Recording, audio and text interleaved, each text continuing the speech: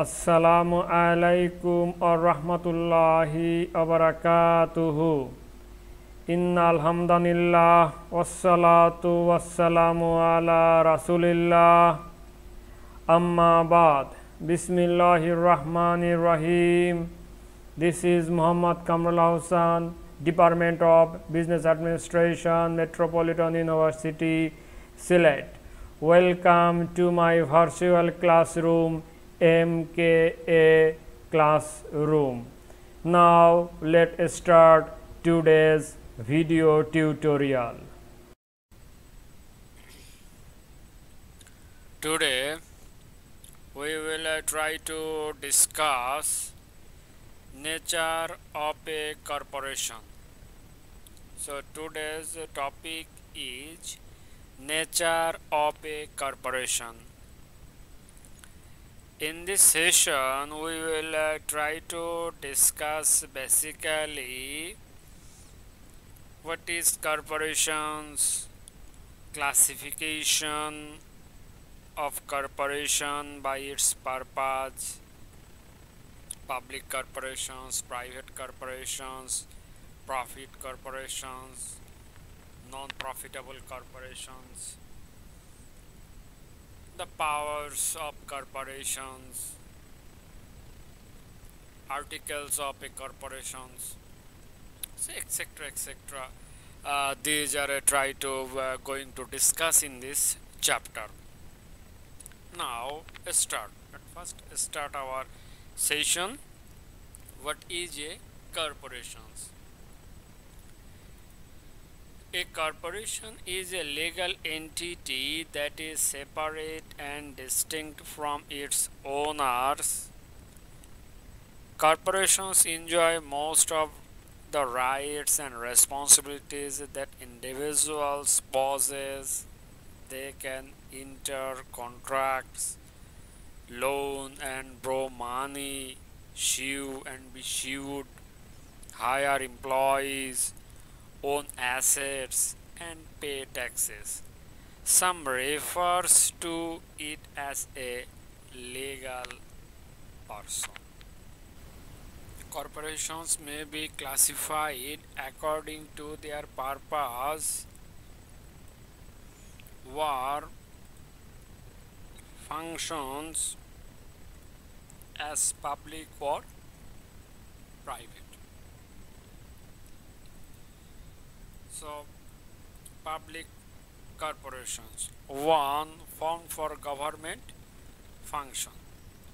Private corporations, one formed to do non-governmental functions. That we simply mean that public corporations, which is created for the functions of government, and private corporations, which is created for the functions of non-governmental activities. Now, public corporations. A public corporation is one formed to carry out some governmental function. Examples of public corporations include a city, a state university, and a public hospital. The powers and functions of public corporations may be much greater than those of private corporations conducted for profit. Obviously, the aim of these corporations to earn profit. Public corporations may, for example, have the powers to levy taxes, impose fines, and contaminate property.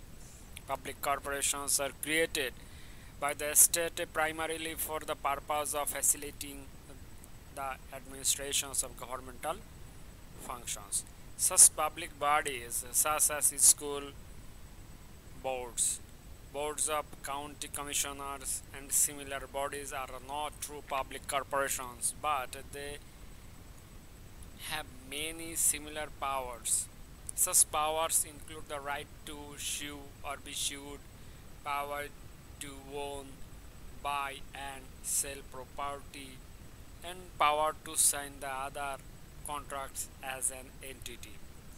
These bodies are called quasi-public corporations. Here has another things we have to remember, that quasi-public. Quasi-public. So quasi means as if were in the nature of.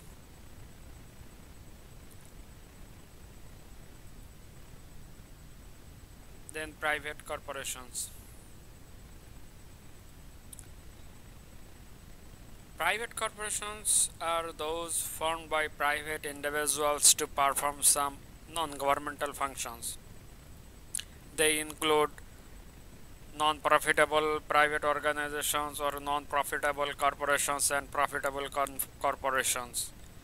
Those who earning for those corporations are running for non-profit, that means they are providing their self-services or charitable functions, that is the not for profit corporations, one formed by private individuals for charitable, educational, religious, social or fraternal purpose. So that's are the non-profit corporations. So as a legal entity like any other corporations, it can sue or be sued as a corporations, buy and sell property and otherwise operate as any other corporations. A person acquires the membership in a non-profit corporations by agreement between the charter members in the beginning and between the present members and new members thereafter. Later we will see profit corporations. Profit corporations, one organizations run the business for earning profit, or their main goal is to earn profit. That is the profit corporations. And here has another name of another corporation, that is the stock corporations, one in which ownership is represented by a stock. That means we are talking about the stock company, or that's the stock corporations, which is created by the selling of stocks or shares in the capital market. That is the stock corporations. Certificate called share of a stock represent the ownership of a stock corporations. The number of shares owned are and the charter by laws of the corporation determine the extent of the one's right and liabilities. That is the stock corporations. Letter 1, close or closely held corporations, one with a very small number of shareholders, that is the close or closely held corporations. A profit corporations that have a very small number of people who own a stock in it is called closed corporations or closely held corporations.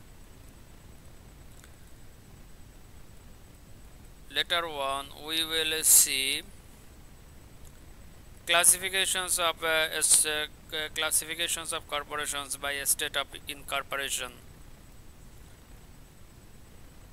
So here we will see again the classifications of corporations, and that classifications is based on the basis of incorporations. A state of incorporations, that means where it begins to start its business. So in this sense, these corporations are three types: domestic corporations, foreign corporations and alien corporations. Classified domestic corporations, foreign corporations and alien corporations. So domestic corporations, one is chartered in the state, foreign corporations one chartered in the another state, alien corporations one chartered in the another country. So corporations may be classified depending on where they were incorporated. A corporation is a domestic corporation in the state where it received its initial charter.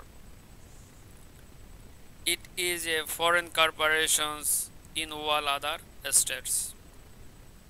If incorporated in another country, a corporations may be referred as an alien corporations. Now we will see formation of a corporations. That means how a corporations may be formed. So we know that the person who try to form a corporation is known as a promoter. One who acts as the promoter usually takes the initial step of forming a corporations. A corporation can be organized in any state the promoter chooses. A lot of preliminary work must be done before the corporation comes into existence. The incorporation papers must be prepared. A registration statement may need to be drawn up and filed with the Security Exchange Commissions and appropriate state officials. The stock must be sold and many contracts must be interacted into the benefit of proposed corporations.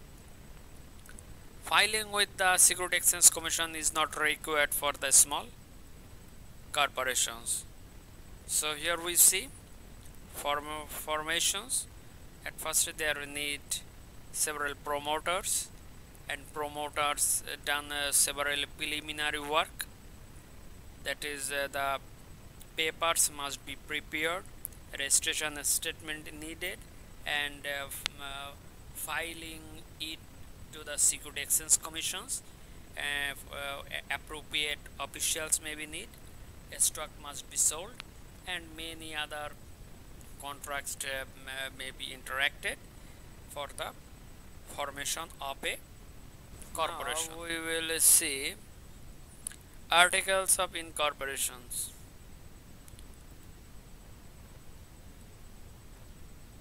Documents stating facts about corporations required by the law. That is the articles of incorporation. That is the documents stating facts about the corporations. That means here is written about these corporations, as like the name of the corporations, the address of the corporations, shares of the corporations, the price of the share, number of the shares, and the portions of the ownership of the corporations, name of the incorporators. Incorporators, the peoples initially forming a corporations, that he is a incorporators. So in these articles of corporations basically include the basic informations of these corporations, and this document is required by the law. Later on we will see powers of a corporations. Powers of a corporations, that is expressed powers, incidental powers, and implied powers. First one we will see express powers. The statute or code under which a corporation is formed, and to a larger degree the corporation's articles of corporations determine its expressed power. In a few instances, the state constitutes sets for the powers of corporations. The statutes limits a corporation's powers to what they grant, and corporations may not.